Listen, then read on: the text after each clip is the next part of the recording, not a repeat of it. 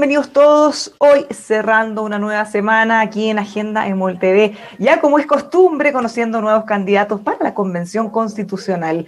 Cuáles son sus ideas, sus propuestas, cómo se imaginan ellos un nuevo Chile y cómo se podría plasmar eso en una eventual nueva Constitución. Son temas que vamos a abordar esta tarde. Les presento a nuestros candidatos de hoy. Estamos junto a Silvia Izaguirre. Ella es candidata constituyente independiente con un cupo de Renovación Nacional por el Distrito 10. ¿Cómo estás, Silvia? Bienvenida.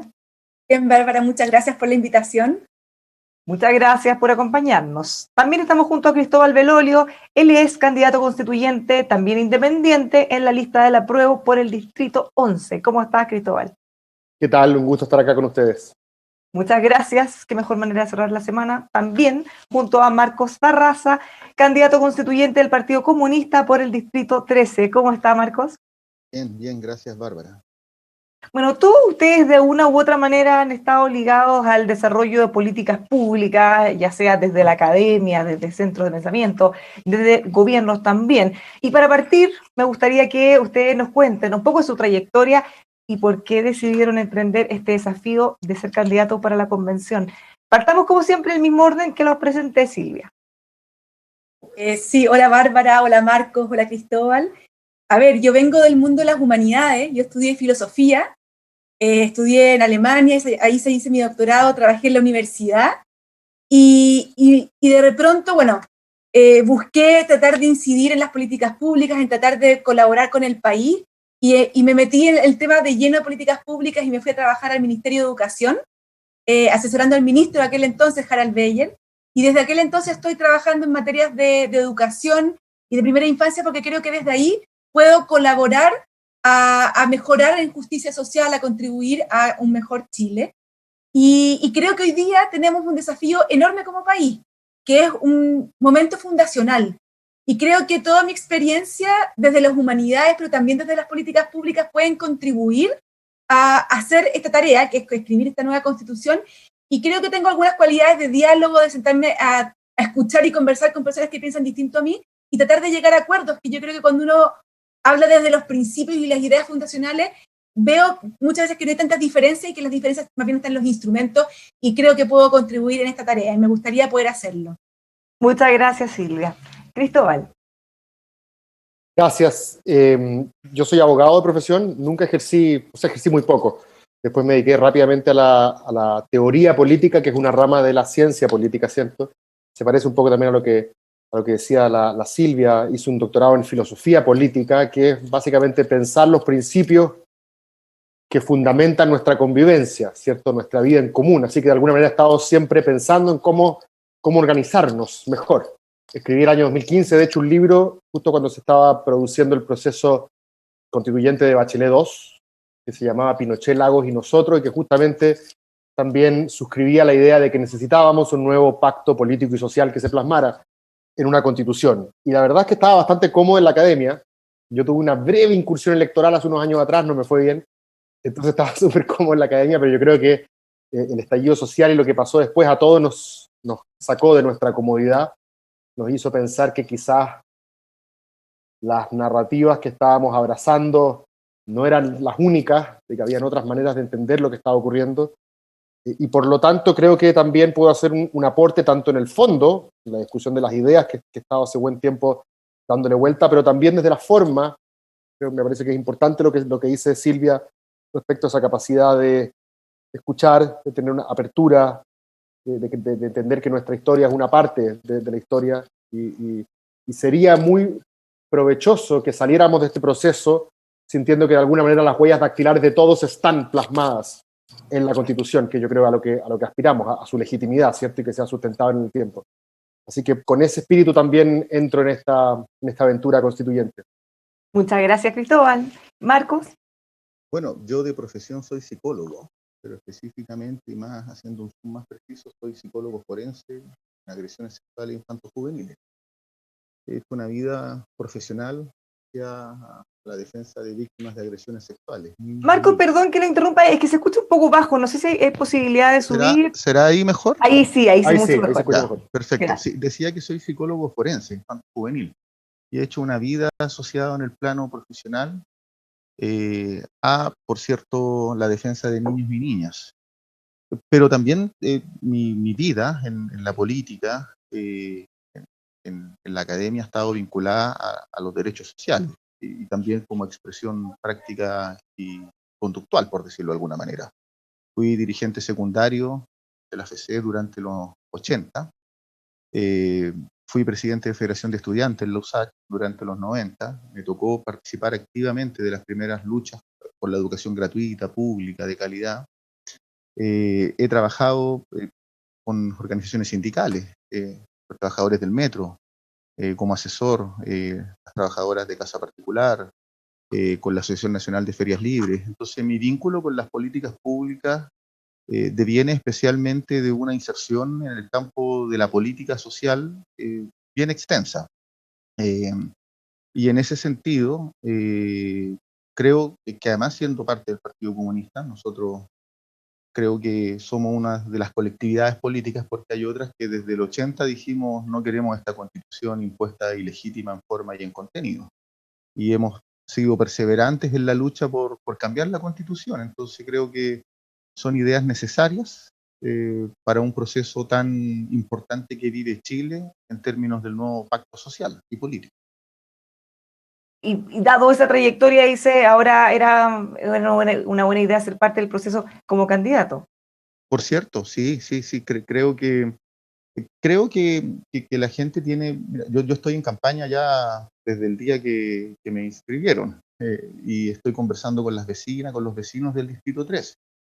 Y creo que hay una alta valoración del Partido Comunista y de nosotros y nosotras las comunistas por el compromiso irrestricto con las luchas sociales y por la ampliación de derechos sociales, que yo creo que es un elemento central en esta discusión.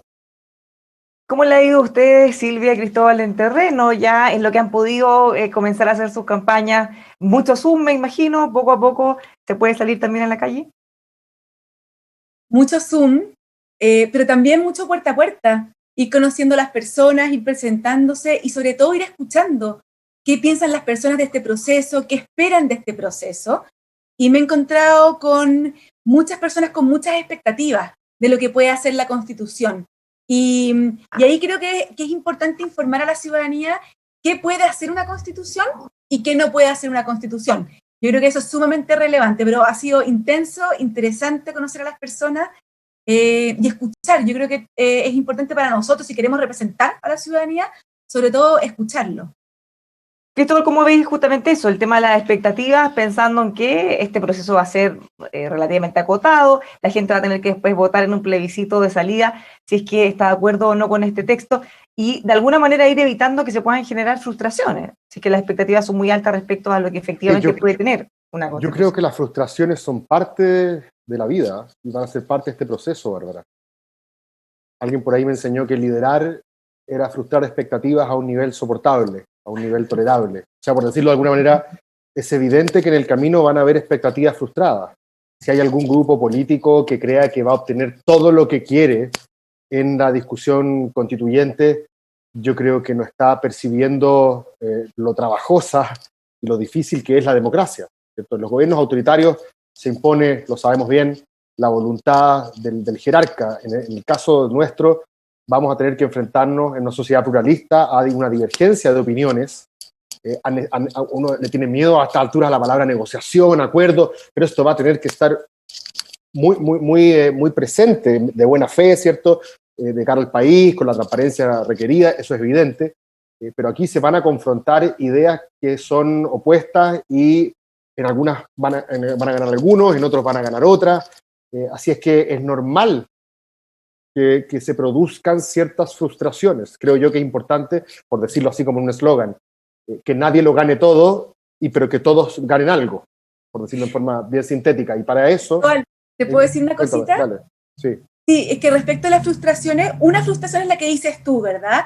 ¿Cómo va a quedar la Constitución y si yo me voy a ver reflejada en ella? Claro. Pero hay otra frustración que es distinta, que tiene que ver, y yo a veces espero que la Constitución resuelva ciertos problemas, que en realidad esos problemas no tiene que resolver la política pública. Sí.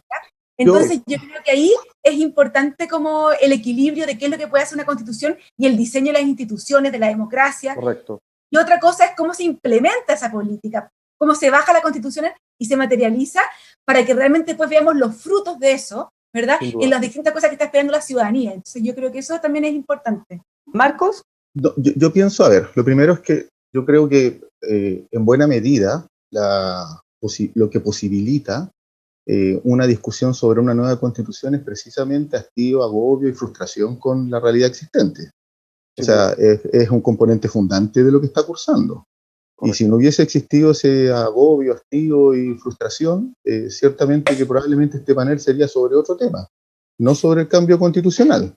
Pero además, agrego, si la misma gente que manifestó ese hastío, ese agobio,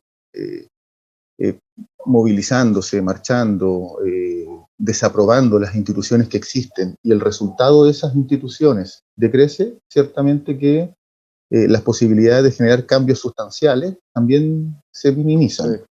Pero yo creo que el tema central es que no es posible disociar la Constitución de las políticas públicas. Devienen de la misma Constitución.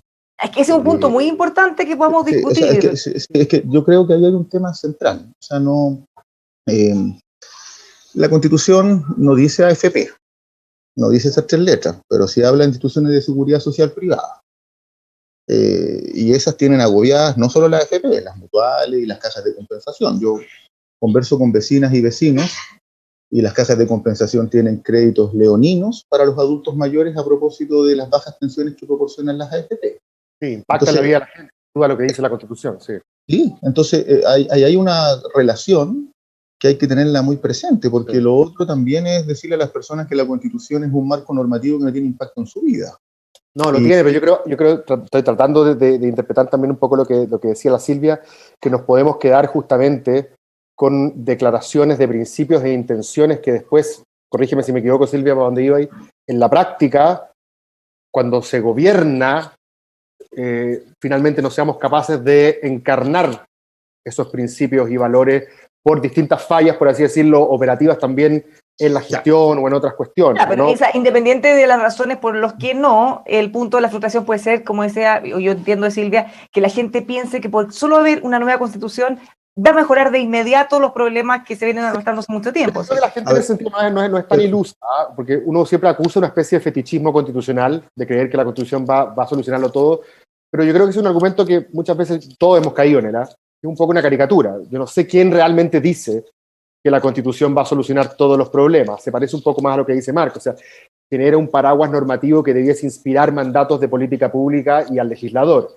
Pero hay otra dimensión de la frustración que no hemos conversado y que tiene que ver con si acaso las personas que van a participar de la constituyente tienen una trayectoria vital más o menos parecida a la mía o son, entre comillas, los mismos de siempre.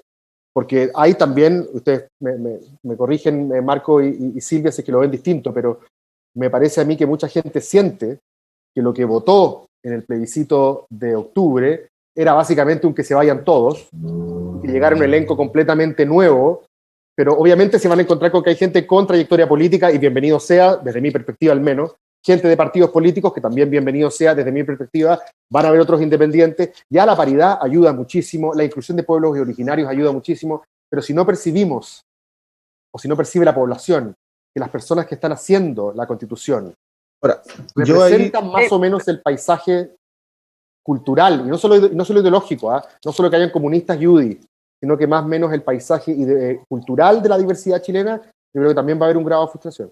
Claro, la gente finalmente ya no se siente tan representada por un partido determinado. Silvia, que estaba esperando hace un rato. Sí, quiero decir 2 cositas. Estoy de acuerdo con Cristóbal. Yo creo que hay un hastío muy profundo y mucha frustración con la política y con los partidos políticos y con la forma de hacer política. Y el hecho de que haya sacado la Convención Constitucional, ¿verdad? Que son solamente personas que no era la mitad del Parlamento, sino que era esta opción de solamente candidatos que no eran parlamentarios, haya ganado con ese nivel de proporción, 80%, estamos hablando de un enorme rechazo a la forma en que se ha hecho política y a los partidos políticos. Yo creo que ahí hay un tremendo desafío para los que vamos a estar en esa convención, si es que yo voy a estar, digamos, con nuestros candidatos, de no frustrar de nuevo a la ciudadanía, ¿te fijas? De no frustrarla. Pero quería decir algo que dijo Marcos, que encuentro que es sumamente importante.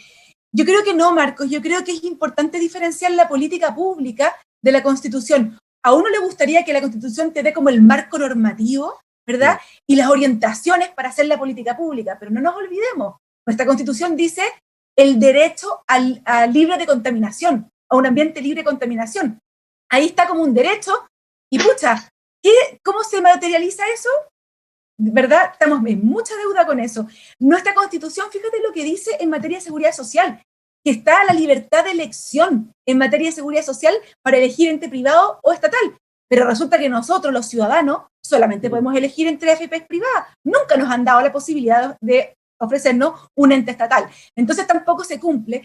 Y países que tienen una seguridad social maravillosa, como Noruega, Dinamarca, o sea, los países nórdicos, ¿verdad? En su constitución no está la palabra salud. Ponte tú en Alemania, en la constitución de Alemania no aparece nunca el derecho a la salud. No está, y sin embargo tiene una política pública en materia de salud fabulosa. Entonces yo creo que es diferente el plano de la política pública porque es el instrumento de cómo tú materializas ese principio orientador que está en la Constitución. Pero lo importante es que ese principio orientador sea claro para que cual sea el modelo que elijamos, cumpla con ciertos fines. Por ejemplo, en materia de derechos sociales, cualquiera sea como lo vamos el modelo que elijamos, privado, solo privado público, solo estatal, que cumplan con ciertos fines que resguarden al final, que es un derecho social. Yo creo que eso es súper, súper importante. A ver, yo puedo, ¿cierto? Sí, claro. Sí, Sorry, mira. perdón. No. Estaba tomando el papel de Bárbara. Sí, le creció barba, le creció barba a Bárbara. Yo estoy con mis cabritas aquí pasando una... Adelante con la palabra, Bárbara. Le creció barba a Bárbara. No, mira, lo siguiente, lo primero es que yo creo que es central en esto no soslayar la diferencia. Y precisamente algo que ha impactado negativamente en la valoración de la política es precisamente creer que estamos más en acuerdo que en desacuerdo. Y lo digo esencialmente porque son del orden de 25 años de democracia de los acuerdos donde se obviaron, se pasaron por alto diferencias de fondo. Y que hoy día están cristalizadas en una valoración del sistema político altamente negativa. Y creo yo, básicamente por la hegemonía de políticas de corte neoliberal. Pero en segundo lugar, yo creo que es importante que para que exista una buena política pública, no esté, y lo digo, y cuando yo hago la afirmación de buena política pública, la hago desde el fundamento de que la buena política pública tiene que tener una capacidad de respuesta desde el punto de vista de las mayorías sociales, y lo digo porque la actual no la tiene, o sea, política focalizada, escaso corte universal, son muy pocos los programas sociales que superan el 60% de la población, en general son políticas de corte residual. Es indispensable poder establecer en la Constitución la asociación de derechos sociales, tanto de primera, de segunda y tercera generación, con principios que orienten políticas redistributivas y de corte igualitario. Y eso para mi gusto es un elemento central. Lo digo porque yo soy de aquellos que cree que la nueva Constitución, desde el punto de vista normativo, tiene que asegurar garantías sociales y tiene que tener la suficiente capacidad normativa para que de ello devengan leyes que se orienten a las garantías universales y a institucionalidad que se oriente a esa garantía universal. Pero para ello, la política de ampliación de derechos sociales requiere una carga redistributiva importante, y el principio de redistribución progresiva, en mi opinión, tiene que ser un principio que en la Constitución tiene que estar de alguna manera explicitado, como así también, desde el punto de vista de las políticas públicas, la planificación social. El periodo más próspero de este país, ha sido esencialmente a partir de políticas de planificación social que han sido cercenadas. El Estado de Chile, en los hechos, es una institución que está de alguna manera diseñada, pensada estratégicamente para transitar de lo público a lo privado, pero no de lo privado a lo público. Sí. Y eso se ha expresado en cuánta política pública de corte solidario se ha querido implementar. Entonces es clave, en mi opinión, el desmantelamiento de instituciones neoliberales que de alguna manera son las restricciones que impiden algo que es clave para mi gusto en la Constitución, la soberanía, pero la soberanía desde la condición de ciudadanía política y ciudadanía social. Cristóbal, ¿cómo ves que va a ser ese debate, que va a ser probablemente uno de los más fuertes respecto a los derechos sociales? ¿Cómo deberían incluirse? ¿Cuáles? ¿Cuántos? ¿En qué condiciones? Sí, me parece que Marco contesta de una manera muy, muy, muy coherente y muy consistente, ¿cierto? Desde su tradición también filosófica, ideológica. Una de las grandes preguntas, ¿cierto? Es que es un poco, por poner de alguna forma, ¿cuánto tenemos que tener en común tú y yo para que esto funcione? Y cuánto la gente puede desarrollar sus proyectos de vida de manera, digamos, separada del resto, legítimamente en este caso separada del resto, de acuerdo a su diferencia en poder adquisitivo. O dicho de alguna manera, como algunos han escrito, Sandel y Peña, ¿cierto? Parafraseándolo, ¿cuántas cosas son las que el dinero va a poder comprar y cuántas no? ¿Cuántas cosas van a quedar excluidas del mercado y van a entrar a lo que Atria llama el régimen de lo público, ¿cierto? Donde, como diría el barman del Resplandor, tu dinero no vale aquí, your money is not good here, le dicen a Jack Nicholson cuando quiere pagar, y seguramente lo que yo entiendo que Marco tiene, esa idea de ciudadanía justamente se cristaliza cuando el tamaño de tu billetera no hace la diferencia, y generalmente en áreas como educación, infraestructura, salud, ¿cierto?, previsiones donde usualmente uno piensa en esas cosas, y hay otros ámbitos en los cuales nos parece completamente legítimo, ¿cierto?, que el dinero haga una diferencia o que el mercado sea un distribuidor, porque sentimos que de alguna manera es como un proxy de mérito, esfuerzo, talento. Es normal, eso ocurre en todas las sociedades y lo más probable es que la discusión sea dónde se traza esa línea. Yo creo que, sorry por ser tan como profe para esto, pero hay tres discusiones.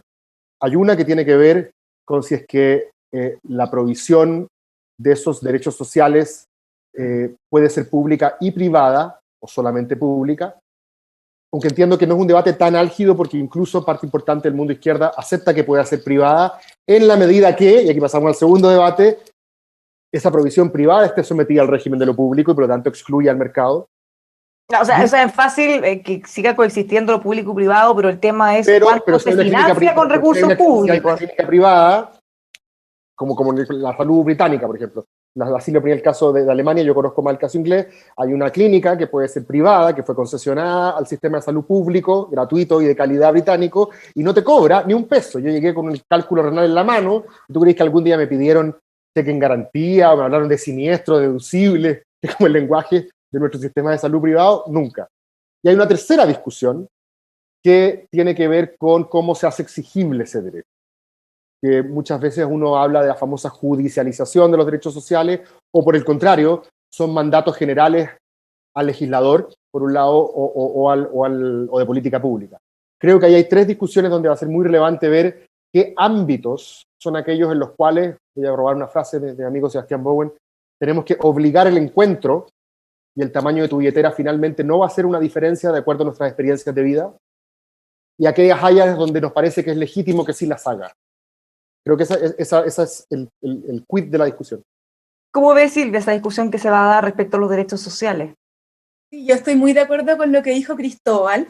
Creo que va a haber un ámbito donde uno quiere precisamente que haya eso que llamamos como igualdad de derecho, igualdad de ciudadanía, en ciertos ámbitos que son clave para resguardar esa igualdad de ciudadanía, pero algunos creen que esa igualdad solamente se logra si la provee el Estado, ¿ya? Y yo creo que la provisión de cómo vamos a proveer estos derechos sociales, como es la educación, como es la salud, eso tiene que ser materia de ley, no debe quedar en la Constitución. Yo no creo que la Constitución o el Estado de Chile deba quedar en la Constitución con un apellido. Yo no creo que la Constitución deba decir Estado de bienestar, o Estado subsidiario, o Estado social. Creo que esa definición tenemos que dejársela a la gente, a la democracia, para que lo decida con su voto en la urna, cómo quiere que sea esa provisión, cómo quiere que sea este Estado. Pero en la Constitución tienen que estar los derechos garantizados de las personas, ¿verdad? Y esa provisión de cómo se va a proveer, que se decida políticamente, democráticamente. Y te pongo un ejemplo. Cristóbal hablaba del sistema inglés, ¿verdad? Donde prácticamente todo el sistema de los hospitales es estatal, ¿ya? Pero te pongo el caso de Alemania. En Alemania no existe FONASA, son solo aseguradoras privadas y cerca del 80% de los hospitales son privados. Y sin embargo, tú vas a un hospital y no tienes idea si es público o privado, porque funciona con esta lógica de seguridad social donde hay igualdad para todos. Entonces yo creo que es sumamente importante que la provisión y los instrumentos lo dejemos para la política pública y que la democracia lo decida, pero creo que en la Constitución tienen que estar los derechos resguardados. Yo creo que hay que darle tutela a los derechos para que realmente sean derechos, pero esa tutela tiene que ir a la ley, ¿Por qué a la ley? Porque no tienen que ser los jueces, que no tienen responsabilidad política, ¿verdad? Y que no los ha elegido democráticamente los que decían la política pública, sino que tenemos que ser nosotros los ciudadanos quienes decidamos a qué le vamos a dar prioridad, dado que los recursos son escasos y tenemos muchas veces urgencias en pensiones, en salud, en educación, en primera infancia, donde priorizamos para los próximos 4 años, y lo decíamos democráticamente, y la Constitución, estos principios orientadores que tienen que dar un paraguas de cómo debe estar regulada la provisión, pero no el detalle, porque creo que ahí hay muchos modelos, muchos funcionan, muchos también no funcionan, y tenemos que decidirlo nosotros. Y fin, Bueno, varios candidatos. ¿Me permite? Quería hacer un punto nomás para ver si es que Marco comparte esta distinción. Yo creo que hoy día en competencia, por decirlo de alguna manera, hay dos grandes teorías sobre derechos sociales. Una es la que voy a llamar atriana, para simplificarlo, que es esta idea de que justamente hay que descomodificar estos bienes de ciudadanía y por lo tanto el mercado no debiese ser relevante a la hora de provisionar salud, educación, vivienda, etc. Y hay otra versión que yo la asocio más al trabajo de Daniel Brieva, por ejemplo, Andrés Velasco, que el derecho social es el acceso garantizado a un cierto estándar. Un estándar que puede ser alto, ¿cierto? Pero de ahí para arriba, las personas pueden ocupar el mercado para diferenciar exactamente qué salud, qué educación, etc. Puede ser que esa sea una distinción, Marco. Pero mira, yo tengo la siguiente impresión. Cuando uno revisa el informe que Chile presentó al Foro Económico, Social y Cultural a propósito de los DOS, y el cumplimiento de las metas estándares de Naciones Unidas, a mí me queda la impresión de que en Chile cohabitan economías de 3 siglos, del siglo XIX, a propósito de sectores rurales altamente desposeídos, economías más bien asociadas a lógicas fordistas de productividad en serie, cada vez en menor cuantía. De hecho, el porcentaje es de un 10%, el incremento en varios 4 años, de un 8, un 10, en manufacturas, y economías tecnologizadas, digitalizadas, robotizadas, que de alguna manera están dando cuenta de cierre y apertura de nuevos empleos. Cada una tienen densidades y capacidades de inclusión social distintas. Por tanto, la discusión sobre los estándares de acceso, yo no creo que tenga correlato directo con la realidad productiva del modelo económico del país. O sea, yo creo que ahí hay que profundizar mucho más. Por eso insisto que el problema de la planificación social es clave desde el punto de vista de la variable económica social, cómo se integra y se incluye. Dicho eso, yo pienso que el debate de fondo es cuál es el tipo de Estado.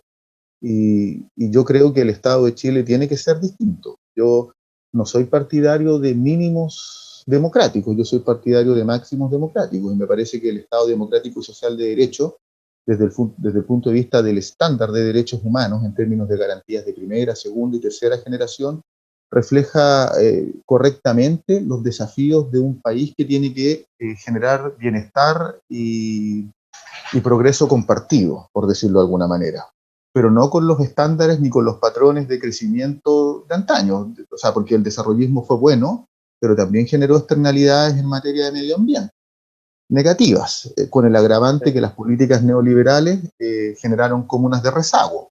Ojo, que Tocopilla, Puchuncaví, Quintero son mejillones donde el apruebo tuvo un 90%. O sea, están evidentemente lo que se está diciendo ahí, ciudadanía social. O sea, nosotros vivimos los efectos negativos de un modelo neoliberal.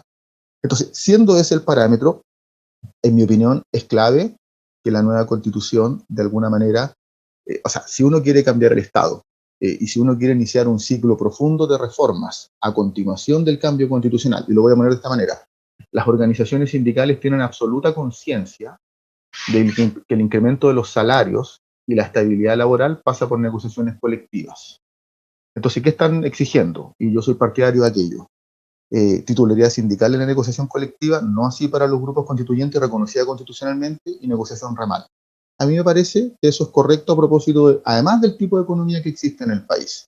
Pues bien, lo que viene a continuación de eso es una revisión del Código del Trabajo en términos bien profundos. Si nos vamos al mundo social, las organizaciones sociales, ¿qué exigen? Capacidad de deliberar, es decir, meditar y decidir. que son dos verbos claves para propósito de la democracia con rasgos participativos. Entonces, si uno quiere hacer un proceso largo de transformaciones en el país, no puede hacerlo sobre las bases del mismo sistema político y sobre la base de los mismos parámetros decisionales. Entonces, siendo eso, en mi opinión, es clave en esta discusión que el Estado adquiera parámetros de soberanía importantes. Por eso es tan relevante.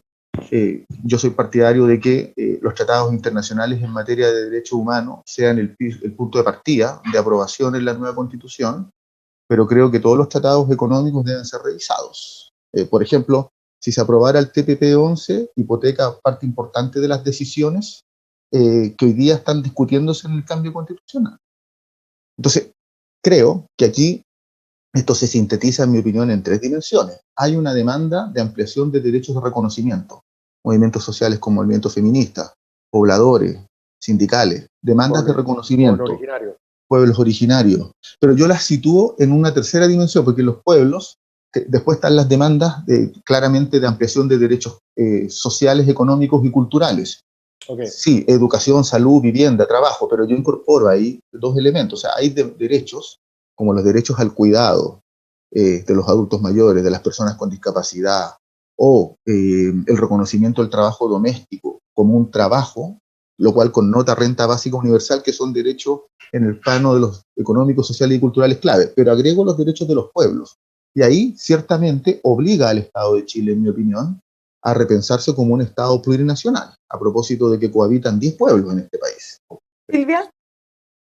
Sí, a ver, dos cosas que son distintas. La primera tiene que ver con ponerle adjetivo al Estado de Chile. Una de las grandes críticas que le damos a la Constitución que tenemos ahora es que la dictadura, ¿verdad?, nos dejó amarrados con un Estado subsidiario.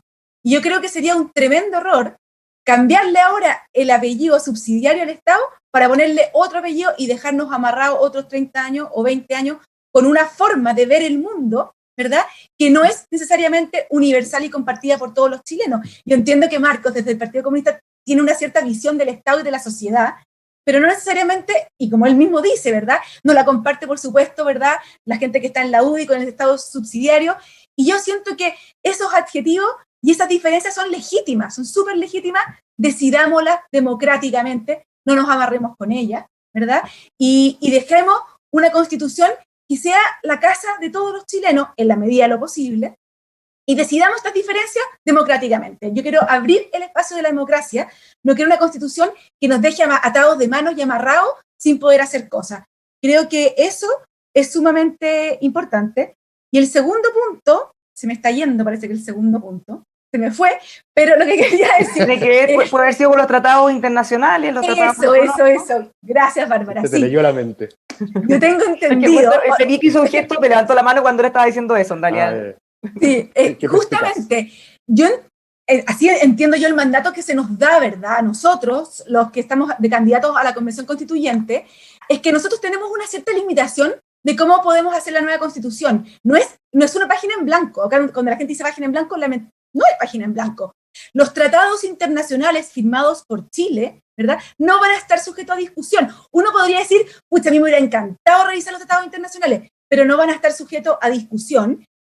Esta convención podrá querer discutir sobre ello, pero no vamos a tener, entiendo yo, legalmente potestad para poder referirnos a ello, y eso a mí también me deja tranquila. ¿En qué sentido? En que los derechos humanos y los tratados internacionales en materia de derechos sociales, derechos humanos, eso no está en discusión, eso va a estar en la Constitución, y eso también da un poco de tranquilidad a las personas. Habrán personas que dicen, pucha, a mí me hubiera gustado revisar, como dice Marcos Barraza, todo lo que tiene que ver con los derechos económicos. Habrán otros que quieren decir, me hubiera encantado revisar los derechos sociales o derechos humanos, pero eso, atribución de la nueva Convención Constituyente, creo que está fuera del marco de atribuciones. Por lo menos así entendí yo cómo fue el mandato que se dio el 25 de noviembre. Cristóbal, pensando ya en un eventual triunfo, si ustedes llegaran, y esta pregunta se la extiendo a los tres, a la convención, ¿cuáles son sus prioridades? ¿Cuáles son las cosas que les gustaría tener más poder de convicción para que quedaran instauradas en esta eventual nueva constitución? O sea, a mí me gusta decir, como el profesor Esquella, yo llego a conversar a la discusión. Por supuesto que llego premunido de una serie de convicciones, pero no llego con una constitución escrita. yo con una serie de propuestas que en el caso de nuestra candidatura probablemente van más asociadas a la tradición del liberalismo igualitario, es decir, amplias libertades personales, no solamente las tradicionales de expresión, asociación, desplazamiento, propiedad, sino que también contemporáneas, muerte digna, derechos reproductivos, derechos de orientación sexual y autoidentificación también de género.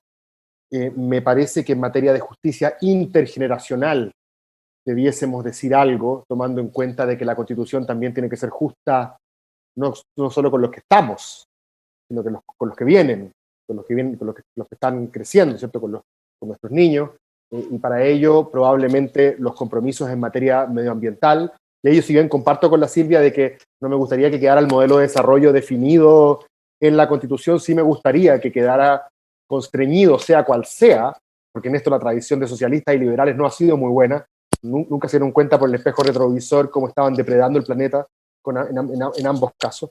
Me gustaría que quedaran ciertos compromisos para que nuestros hijos pudieran disfrutar de ecosistemas y hábitats similares a los que nosotros pudimos hacerlo. Y la idea de incorporar la variable futuro en las conversaciones presentes no solamente se aplica a cambio climático o problemas medioambientales, sino que también en materia previsional. Sea cual sea el sistema que elijamos, vamos a dejarle que nuestros hijos paguen un 70% de sus ingresos en financiarnos a nosotros, a los que en esa época ya vamos a estar mayores, o en materia de endeudamiento público. Me parece que también es interesante pensar en ese principio de incorporar el futuro desde esa perspectiva. Y finalmente creo, y con esto termino, que la idea de los acuerdos, que yo entiendo y trato de empatizar con Marco desde donde él tiene una visión escéptica, ¿cierto?, de la fetichización del acuerdo y prácticamente que no quiere llegar a acuerdo, que haría como fuera de la racionalidad tecnocrática, y entiendo muy bien o trato de entender esa crítica, que me parece que es parcialmente justa. Pero yo, cuando pienso en acuerdos, pienso en que son el resultado de una confrontación de intereses. Aquí no somos todos amigos, todos hermanos, no vamos a cantar Cumbayá en las mañanas cuando se inicie la convención. Aquí va a haber efectivamente una legítima confrontación de ideas e intereses que son distintos.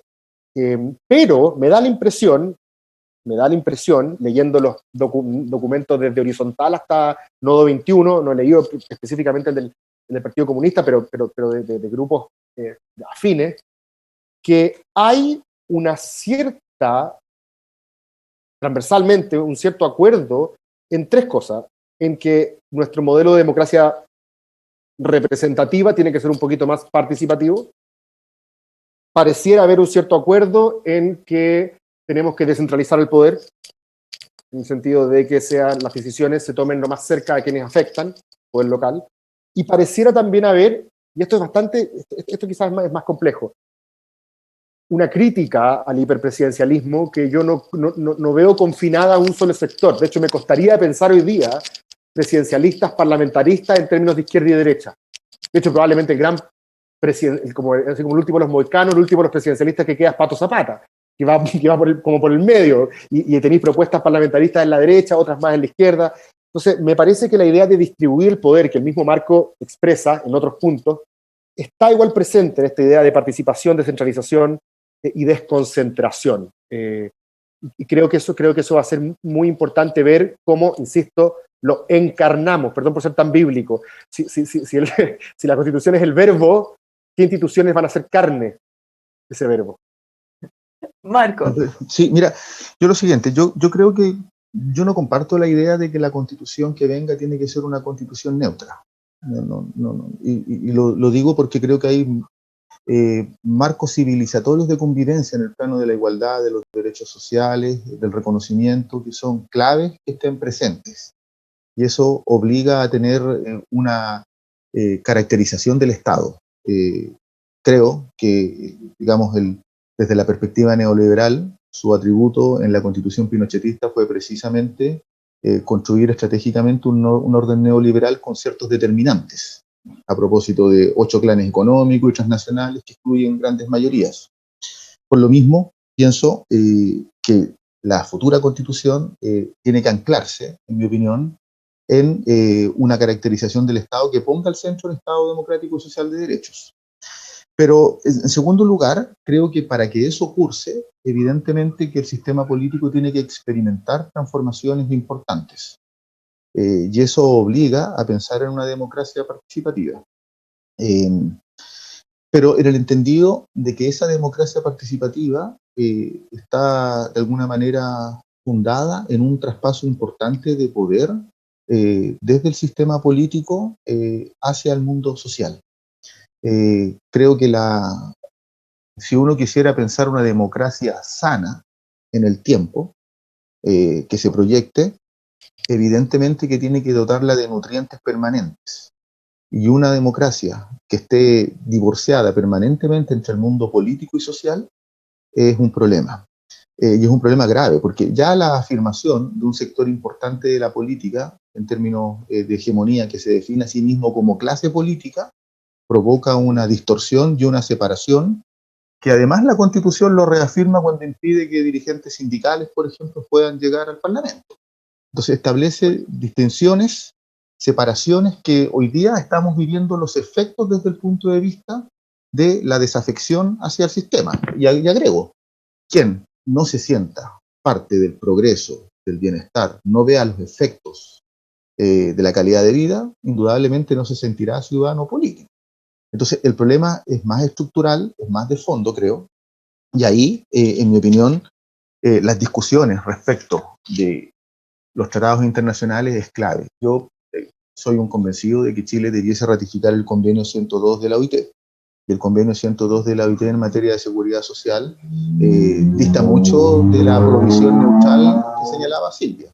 El convenio 102 nos habla de 9 funciones de la seguridad social integradas, donde el Estado juega un papel preponderante, o sea, si no central. Pero agrego, hay debates del presente que son claves. Yo creo que la discusión entre un modelo de desarrollo antropocéntrico, con los efectos negativos que tiene, y el desafío de un modelo de desarrollo ecocéntrico, es una discusión civilizatoria. Y no es neutral. Lo digo porque la Constitución debe abordar esos debates a propósito de cuál es el tipo de país que se va a construir, donde, en mi opinión, lo clave es la redistribución. Muchas gracias, Marco. Y finalmente, Silvia. Yo tengo 3 ejes fundamentales que creo que es donde tenemos los principales problemas hoy día en el país. Uno, lo quiero llamar régimen político y profundización de la democracia. Me parece clave profundizar la democracia. ¿Y qué significa eso? Darle más participación ciudadana, ¿verdad?, a las personas para poder decidir y tomar decisiones. Me parece fundamental el reconocimiento de los pueblos originarios con escaños para que estén representados en el Parlamento. Me parece fundamental para esta profundización democrática la mayor descentralización, de manera que muchas decisiones se tomen localmente y no a nivel central. Creo que es fundamental recuperar la confianza en la política, en la democracia. Entonces creo que ese es un eje central y eso va junto con un cambio en el régimen político. Unos hablan de parlamentarismo, presidencialismo, semipresidencialismo. Mira, yo voy a conversar, pero creo que el modelo que elijamos tiene que ser coherente y consistente para que dé gobernabilidad y nos proteja. Y cuando digo que nos proteja, es cuando pueda que resguarde el Estado de Derecho, pero también que resguarde que los servicios públicos, los derechos sociales, el Estado sea capaz y eficaz de materializarlos y entregarlos de forma como la gente los necesita. Un Estado que pueda responder a las demandas de la gente. Eso es un Estado que nos protege. Necesitamos un régimen político, entonces, coherente y consistente que sea capaz de deliberar eso. Creo también el tema del patrimonio natural. Hay que proteger de otra forma el patrimonio natural porque es una deuda, yo creo que nuestra principal riqueza como país es nuestro patrimonio natural, científico y artístico, y tiene que estar protegido en la Constitución de una forma eficaz. Y por último, los derechos sociales. Yo creo que es importante profundizar los derechos sociales. Yo quiero incluir el derecho a la protección de la niñez. Quiero fortalecer el derecho al acceso a la educación, especialmente en la primera infancia. Hay otros derechos sociales también, como por ejemplo el derecho a una vivienda, pero creo que estos derechos sociales tienen que hacerse con responsabilidad fiscal. Tiene que hacerse con equilibrio fiscal, con responsabilidad, porque no podemos dejar endeudadas a todas las próximas generaciones. Entonces creo que ahí hay un gran tema, cómo profundizamos los derechos sociales, ¿verdad?, pero con responsabilidad. esos serían como mis 3 ejes principales, Bárbara. Lamentablemente se nos acabó el tiempo, pero sí les voy a dar unos segundos a cada uno, lo más breve posible, por favor, para que inviten a todos quienes nos estén viendo por qué votar por usted. Cristóbal. Sí, no, es que me quedé colgado con una distinción conceptual entre una constitución neutra y una constitución mínima. Yo creo que no es lo mismo. Creo que la constitución neutra, efectivamente, como dice Marco, probablemente no sea el objetivo. Pero ese mínimo, de hecho mismo habló de los mínimos civilizatorios, pueden no ser neutros, pero siguen siendo mínimos en el sentido que representan un mínimo común denominador de una sociedad que es pluralista. Yo no sé Que si se establecen los principios. O sea, no sé si la Constitución es el espacio para que un grupo que ve la vida desde cierta manera, interesante es la distinción entre ser antropocéntrico o biocéntrico, por ejemplo, le imponga al otro una manera de ver la vida a través de las instituciones políticas. Me parece que las sociedades pluralistas, lo que uno puede hacer en las constituciones es básicamente distribuir el poder y asegurar que las distintas expresiones de la vida buena tengan espacio para desplegarse. Y eso no es neutro, ¿eh? Eso pertenece a una tradición, pero sí es mínimo.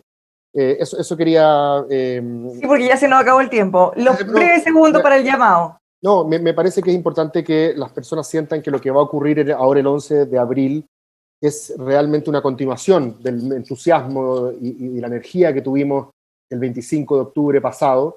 La lista que nosotros llevamos en el distrito 11, que es un distrito difícil generalmente para lo que podríamos llamar la oposición, hoy día armamos una lista que tiene una característica común, que es una que vemos de una manera relativamente similar el problema. Estoy con tremendos compañeros como Patricio Fernández, como Sara Larraín, como Elisa Walker, como Paola Berlín, como Juan Enrique Pi, y me parece que hoy es raro que alguien hable bien de un compañero de lista, o en este caso de personas que están en otras listas, como la Silvia, que además la conozco personal e intelectualmente, le tengo mucho aprecio, estoy recién conociendo a Marco. Ya, pero esto te dice ¿por qué votar por Cristóbal Velorio, no por los compañeros, el anticandidato? No, bueno, es que yo creo que tenemos que empezar a hacer también las cosas un poquito distintos. Si es que hay gente que está tremendamente enamorado de sus convicciones justicieras y siente que el otro que piensa distinto necesariamente es malo o tonto, partimos con las confianzas quebradas para el momento en el cual tenemos que restablecerlas. Así que justamente en esa tarea, si alguien cree que esa es una tarea que valga la pena encabezar, yo estoy dispuesto a ponerme la 10 y a jugar en ese sentido. Muy buena postura. El fair play también aquí, bienvenido. Marco, ahora sí, bien breve, por favor, que se nos acabó el tiempo hace rato. ¿Cuántos serán? ¿Serán 30 minutos? No. Lo siguiente, mira, yo creo que lo central en esta Constitución, y volviendo al problema de fondo, es que lo que ha pasado desde el 80 en adelante es que el poder se le ha restado al pueblo. Y la misma Constitución señala clarito que el poder recae en la nación. La soberanía recae en la nación, no así en el pueblo. Y creo que ya el hecho de recobrar la palabra pueblo en el debate social y político es muy importante.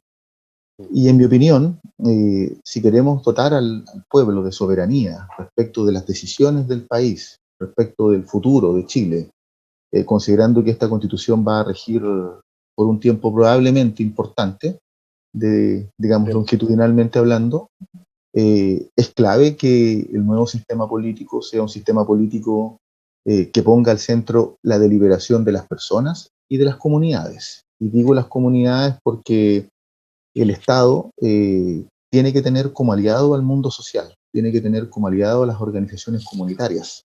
Yo le hablo al Distrito 13 ahora, y el Distrito 13 requiere de organizaciones sociales que contribuyan a su desarrollo.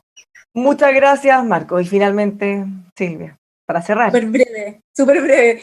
Si usted vota en Providencia, en Ñuñoa, en Macul, en La Granja, en San Joaquín o en Santiago, acá tiene una candidata mujer independiente que va por un cupo de Chile Vamos, que no ha hecho política, que nunca ha sido otra vez candidata, que quiere contribuir con diálogo, con respeto, que quiere contribuir con acuerdos y que quiere defender sus derechos, quiere defender sus libertades, quiere defender una política más justa, un Estado más justo y quiere hacer eso sin restringir la esfera política para que nosotros con nuestros votos también podamos decidir en las urnas y no quede todo amarrado en la Constitución. Acá sí que tiene una candidata pro diálogo y en el 11 a Cristóbal Velorio, muy generoso también, tiene otro candidato que va a aportar con mucho diálogo. Así que Muchísimas gracias a los tres por habernos acompañado, cerrar esta semana, que le vaya muy bien en su candidatura. Muchas muchas gracias. gracias, Bárbara. Muchas gracias por la Que estén oportunidad. bien. Que estén bien. Chao, que estén bien. Chao, chao. Muchas Silvia, chao. gracias, ahí Chao. aprovechamos, aunque no venía preparada.